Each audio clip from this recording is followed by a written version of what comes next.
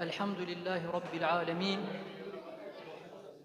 وصلى الله وسلم على رسوله الكريم نبينا محمد وعلى آله وصحبه أجمعين ومن تبعهم بإحسان إلى يوم الدين.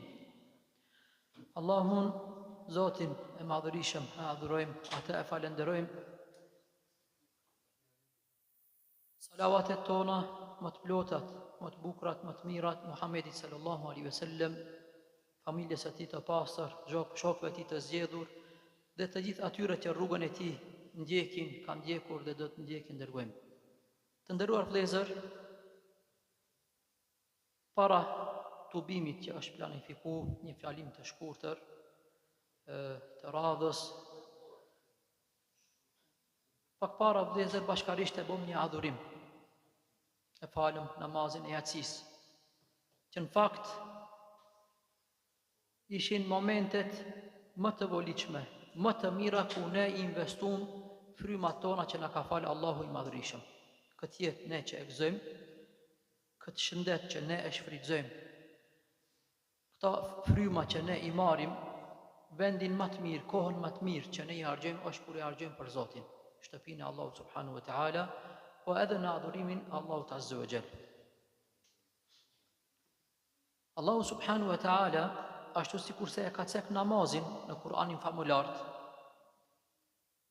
dhe thot: "Walladhina istajabu li rabbihim wa aqamu s-salata wa amruhum shura bainahum wa mimma razaqnahum yunfiqun." Ata të cilët ju përgjigjen Zotit të tyre, thirrjes. Pra ezani është një prej thirrjeve të Allahut subhanahu wa taala që ne erdhëm dhe ju përgjigjem. Edhe besimtarët kështu i përgjigjen Allahut subhanahu wa taala, të cilët kur e ndëgjojnë ezanin edhe shkojnë, çka bëjnë? Wa aqamu s-salah, dhe e falin namazin, adhurim. E shku në xhami është adhurim, me e fal namazin adhurim. Mirë, po është edhe një punë tjetër vëllezër që ceket në këtë ajet, që edhe ajo është adhurim, edhe se nëse nuk je namaz, edhe nëse nuk je të bu ruku edhe sejdë, edhe se bisedojmë në gjuhën tonë, bisedojmë tema të ndryshme, por edhe ajo quhet adhurim. E dini çka është vëllezër? Cili adhurim është? Çka adhurimi që është, domethënë ne që jemi të bu, çka tubim, që bëhet çka konsultim, është po ashtu adhurim, se ceket në Kur'anin famulart. Wa amruhum shura bainahum, dhe ata punët i kanë me konsultim mes veti. Wa amruhum, çështjet e tyre, vendimet e tyre, puna e tyre, shura bainahum, e kanë me konsultim.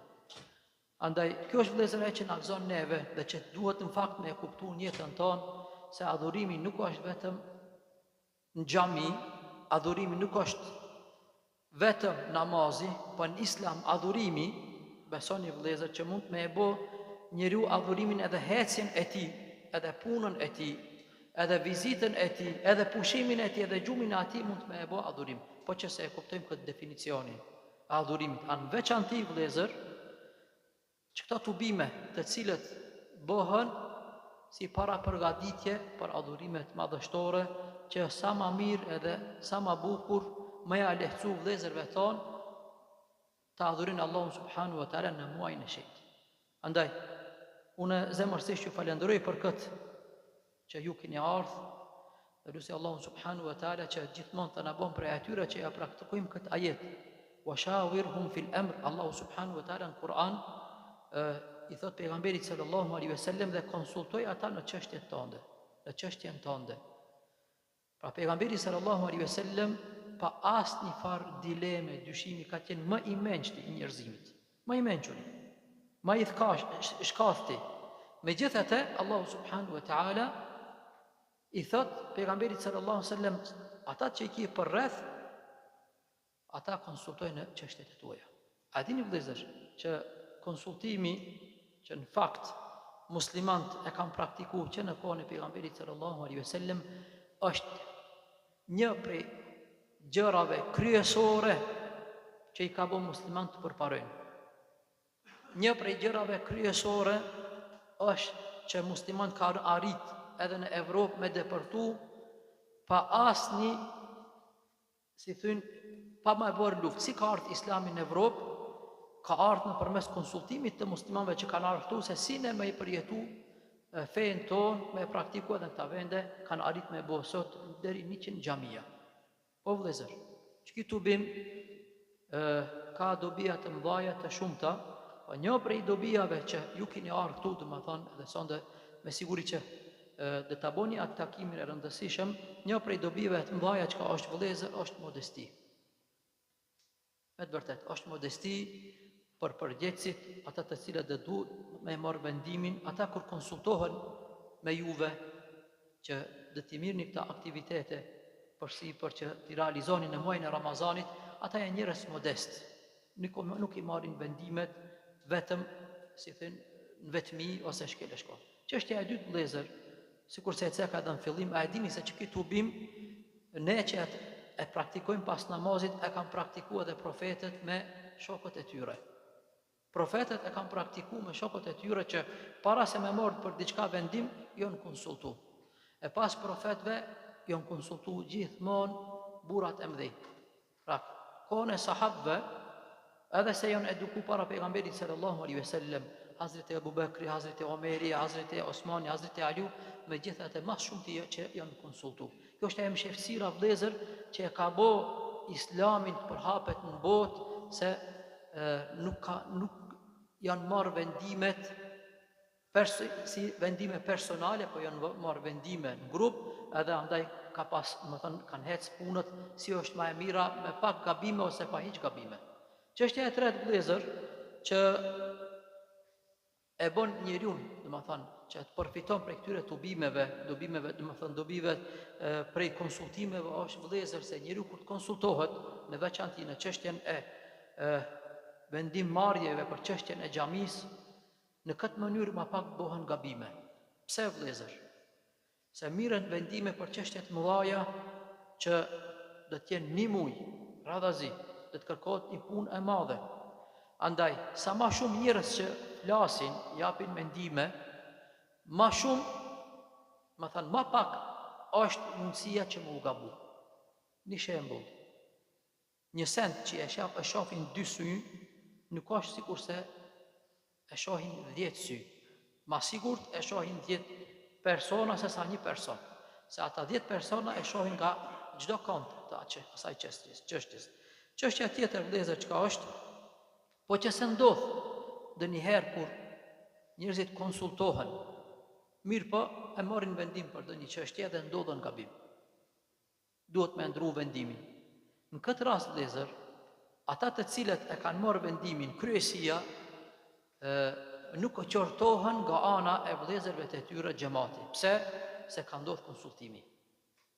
Domethënë, ne jena konsultu, i kina marrë sebebet, mirë po nuk ka dash Allahu subhanahu wa taala që me qenë, domethënë me dal me siguri që ka dalë një mendim tjetër më i mirë, ose ka ndodhur një problem që ne s'na ka marrë mendje që ka mundësi me ndodh. Andaj vëllezër, ajo që du me e tregu se çështja e konsultimit në çështjet tona është një send që na kërkon feja, është një send që na kërkon tradita e bukur e mirë, është një send që e kërkon tradita edhe njerëzve të suksesshëm. Historikisht vëllezër, për herë atë fuqit e mëdhaja, kur kanë marrë vendime të pagabueshme të qelluara, të shihni vëllezër se janë konsultu, janë këshillu. Për shembull, Kur'anin famuljar ceket rasti i kujt një mbretreshës, e ka pas emrin Belqis. Kur'anin famuljar ceket, ma thënë, ka qenë një punë urgjente shumë, siguria e popullit. Urgjentisht i ka të bu kryesin asaj, këshilltarët asaj, edhe i kanë konsultu. Si me jabo kësaj çështjes. Ne Kur'anin famuljar të kemi edhe një konsultim shumë të rëndësishëm për me mbrojt popullin prej krizave ekonomike. Kush e ka bo këtë konsultim vëllezër? Ka qenë një krizë, më thënë, duke ardhur popullit, një krizë që vazhdon më shumë se 7 vite, krizë, po, Jusufi a.s. A besoni vëllezër, rasti Jusufit a.s. që e ka pas për detyrë, e ka marrë për detyrë, për obligim se si me planifiku planin për 14 vitet e ardhshme që me rujt gjithë popullin e Egjiptit prej krizave, shkaku i, më thënë, thatësisë që, do më thënë, që ka tu ardhë, që është paraqiku, vëllezër, është një sen që mësohet dhe studiohet edhe në për universitetet e Evropës. Me të vërtet, edhe në botën arabe, kur bisedohet për planifikimin islam, mësohet dhe më thënë tregimi i Jusufit a.s. Prandaj thënë vëllezër, kur njeriu nuk ka hub modestin e tij, burrin e tij, po që se konsultohet. A dini që pejgamberi sallallahu alaihi wasallam është konsultuar edhe me kënd edhe me bashkëshortet e tij, domethënë edhe me gratë e tij në shtëpinë e tij, edhe janë marrë gjithmonë vendime të mira. Prandaj ne cekëm Kur'anin famullar, domethënë ai ka qenë mbretnesh, është dashur me marrë një urdhër, është konsultu edhe ja ka qellu, e ka shpëtu popullin e saj prej luftës. Allahu ju bekoft, ju shpërbleft, dhe është Zoti që këtu bim vëllezër, për të cilin keni ardhur që përbleni ashtu sikurse e keni fal namazin, edhe është Zoti që secili prej juve ta jep nga një mendim që edhe dhënia e mendimit në Islam është sadaka, është përblim, më thënë mënyrë se si shpërblehen njerëzit, të jenë mendimet e qellume ku do t'ja shohim hajrin e muajit e Ramazanit, pa edhe pas muajit Ramazanit. Allahu ju bekoft, gjithmonë Allahu në hajrin ata koft, dhe nga çdo gabim Allahu gjithve na mbrojt. Unë ka që kam atë ligjëratën time të shkurt, që e kam pas qëllim për synim që me ju përkujtu se ju i praktikoni, për me tregu nga ana fetare, se kjo është një çështje e rëndësishme që duhet me u praktiku, edhe në shtëpiat tona, me u praktiku, edhe në xhamiat tona, edhe ju që i keni firmat e juj, duhet me i praktiku, edhe me imcu zanatin kur ja jepni aty me punëtorëve të ri që duhet me mësoj atyre se Islamin e vene parositën se si të këshillohemi, e si të konsultohemi. Allahu i bekoft. Wassalamu alaikum wa rahmatullahi wa barakatuh.